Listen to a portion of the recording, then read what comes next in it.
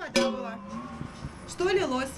От ливня в квартире на Волгоградской 30 Инна Липатова спасалась как могла. Говорит, дождь побывал во всех комнатах. От сырости отошли обои и намокла проводка. Причиной проблем видят некачественный ремонт крыши.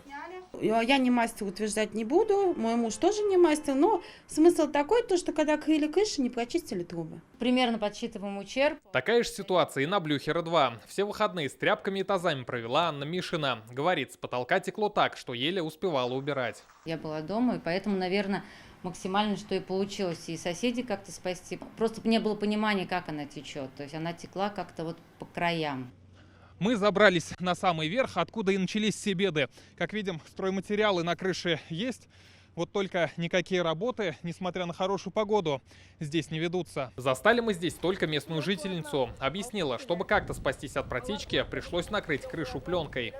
Каждый свою квартиру над своей квартирой сами закрывали. Очень сильно все затопило, все.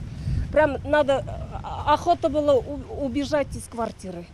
Как отметили в управляющей компании, на крыше ведется капитальный ремонт кровли. Сегодня пройдет встреча с жителями, чтобы решить вопрос о возмещении ущерба.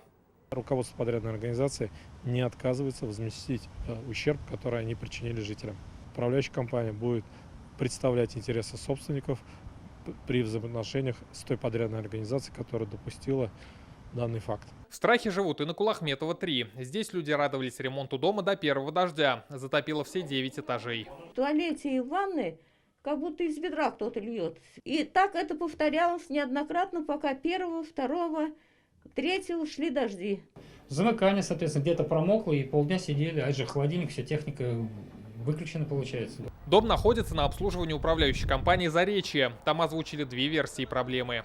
Но основная причина — это ливневая система просто не справляется с большим потоком воды. Мы хотим вторую причину еще посмотреть. Возможно, эта ливневка была еще пробита во время установки, возможно, еще раз повторяюсь, железных дверей, там провода протягивают, это протягивает. Ущерб возмещать или ремонт, однозначно мы к согласию придем совместно с жильцами. Теперь жильцам дома остается надеяться, все недостатки устранят быстро, погода благоволит. Но жители домов все равно не расслабляются, тазы и ведра под рукой. Пока же следующие дожди они готовы встретить во всеоружии.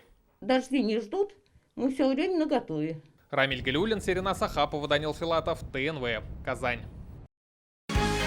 Закажи рекламу на ТНВ. Телефон в Казани 5 705 100.